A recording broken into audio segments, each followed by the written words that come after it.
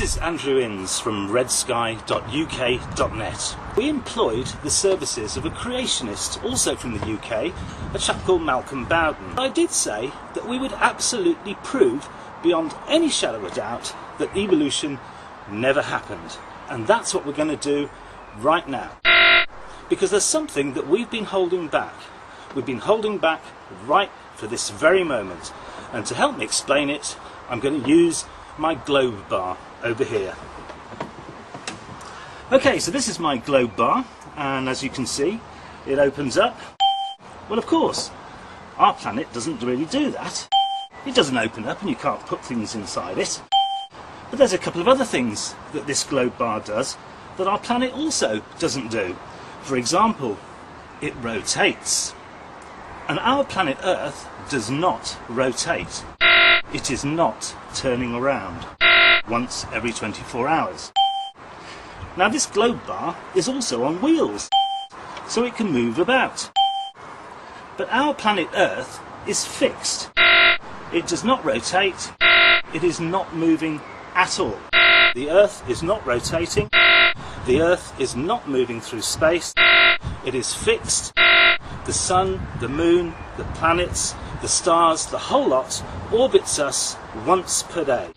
Yes, we live in a geocentric universe. We live in a geocentric universe. We live in a geocentric universe.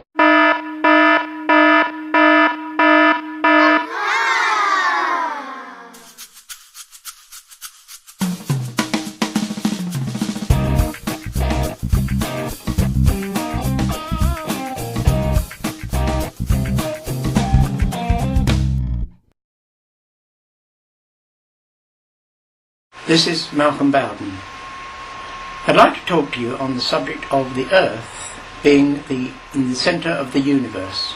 There were 4 very important experiments carried out in connection with our movement in the Sun and the stars. One of them is very well known. The other, as I say, have been carefully hidden away. The one that is really well known is the Michelson-Morley experiment. Michelson and Morley set up an experiment with 2 long tubes at right angles to each other. And they passed light backwards and forwards in these 2 tubes, one at right angles to their direction and one in the line of the direction of their movement around the Sun. Ah yes, the Michelson-Morley experiment, by far the most famous null result in history and a critical turning point in physics that would inevitably lead to the supersession of ether hypotheses. To their astonishment, they found that they were not going round the Sun at all. We were in fact pretty well stationary, it seemed. Excuse me? Malcolm, have you actually read Michelson's paper on the experiment? You know, the one that you cited in your own video? Because I have, and I think you'll find that they did not, to their astonishment, find that the Earth is stationary. No, allow me to give you Michelson's conclusions in his own words. And I quote, "The result of the hypothesis of a stationary ether is thus shown to be incorrect, and the necessary conclusion follows that the hypothesis is erroneous. This conclusion directly contradicts the explanation of the phenomenon of aberration, which has been hitherto generally accepted, and which presupposes that the Earth moves through the ether, the latter remaining at rest." You see, Malcolm, Michelson and Morley did not set out to prove or disprove the motion of the Earth.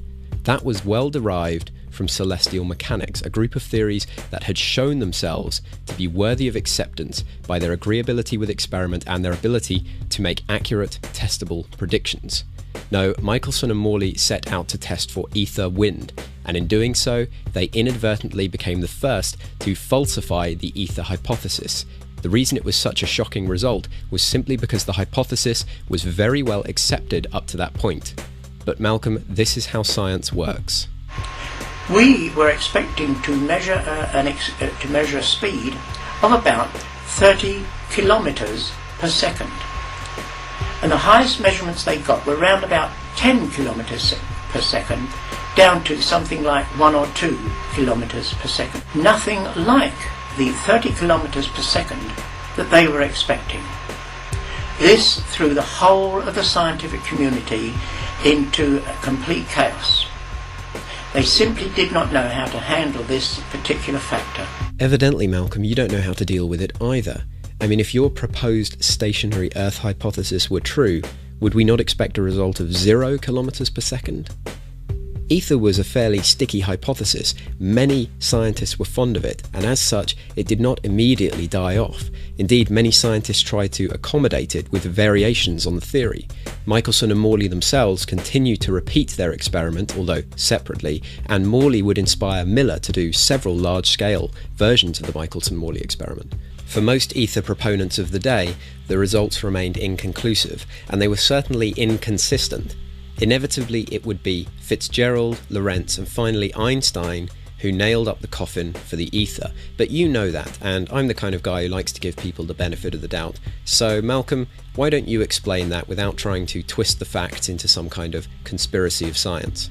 Don't disappoint me. So they very quickly rushed out, you might call it, and invented what is known as the Fitzgerald-Lorentz contraction. And they claimed that perhaps one of these long tubes was shortened when it was going at right angles to the direction of motion.